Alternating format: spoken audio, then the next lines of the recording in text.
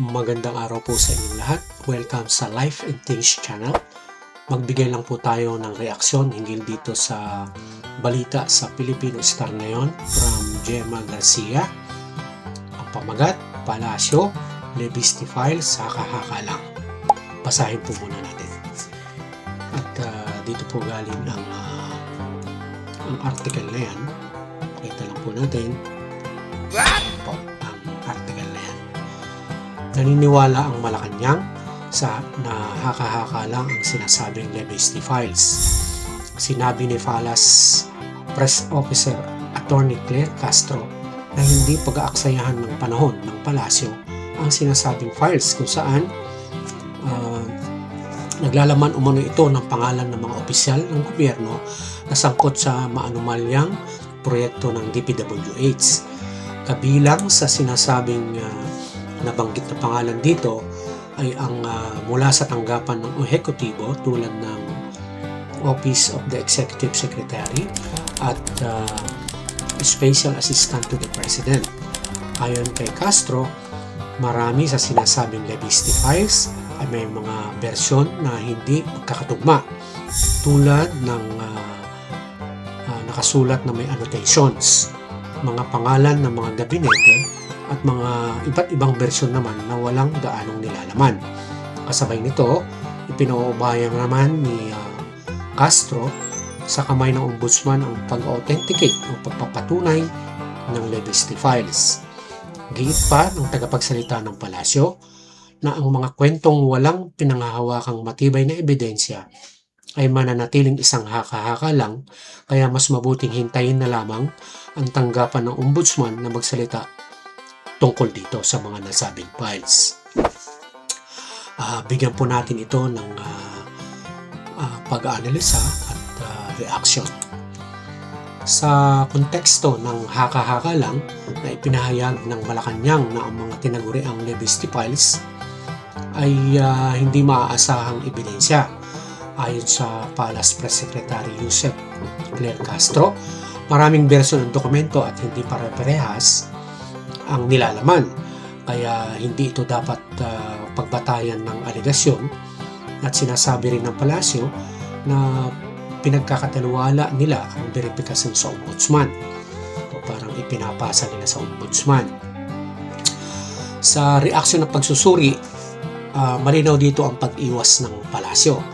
Kitang-kita ang pagtatangka ng palasyo na umiiwas sa mga direktang sagot sa mga alegasyon.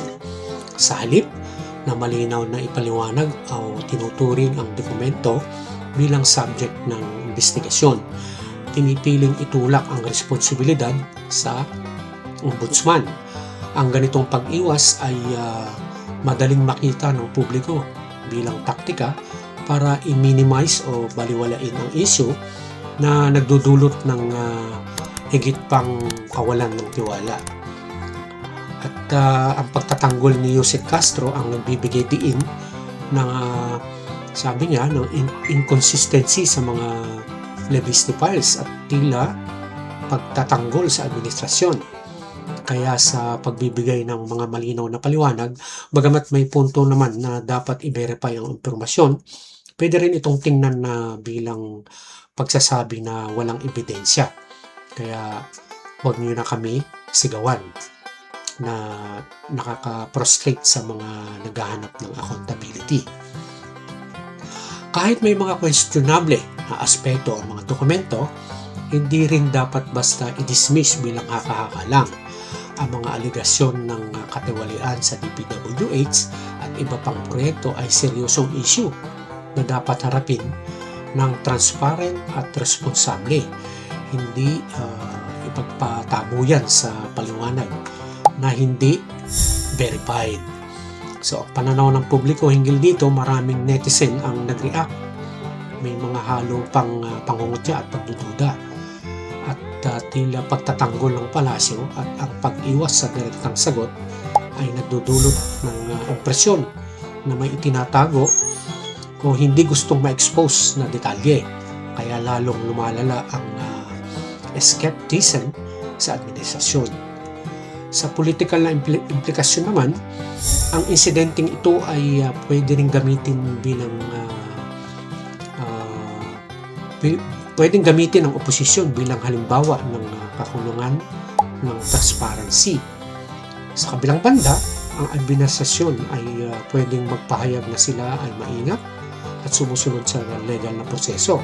Ngunit malinaw na mas nakikita ng publiko ang pag-iwas at depensa kaysa sa openness. At ang konklusyon hinggil dito, ang level na haka-haka lang at ang pagtatanggol ni Joseph Castro ay nagpapakita ng pag-iwas sa responsibilidad at kakulungan sa transparency. Bagamat may legal na proseso na sinusunod, ang publiko ay nararapat na makatanggap ng malinaw at mabilis na paliwanag sa mga ganitong aligasyon. Ang tunay na accountability ay makikita lamang sa bukod tanging transparency at proactive na investigasyon at hindi sa pagtataboy ng usapin sa iba. Yan po ang ating analyzation. Alam nyo, sa usaping ito, tila si Congressman Libiste ang nadidiin. Kung babasahin natin mabuti ang balita, kitang-kita na parang siya ang sentro ng pressure. Pero kung titingnan ng mas malalim, ang palasyo, sa halip na tutukan ang mismong nilalaman ng dokumento, ay mas nakatutok sa pagtuligsa sa taong naglabas nito. Parang sinasabi nila, hindi mahalaga ang laman, mas mahalaga ang gumagawa. Para sa publiko, malinaw na lumilitaw na si Libiste ang ginawang parang scapegoat. Pinaparamdam sa kanya na siya ang may kasalanan sa paglabas ng files. Kahit na ang mga aligasyon sa loob ay tila hindi pinag-aaralan ng seryoso. Ang tanong, hindi ba dapat ang laman ang pinagtutuunan ng pansin? Pero hindi. Si Libiste ang nadidiin at parang siya ang naging convenient target para ilihis ang atensyon sa mamamayan. At kung titingnan natin, nakaka-frustrate talaga. Mas pinipili ng ilan na depensahan ang administrasyon kaysa maging transparent sa publiko.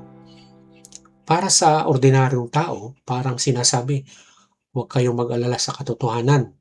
Tingnan nyo na lang kung sino ang masisisi. Nakakainis, di ba? Sa huli, malinaw ang tanong. Si Libiste ba talaga ang may sala? O siya lang ang biktima ng convenient political blame game?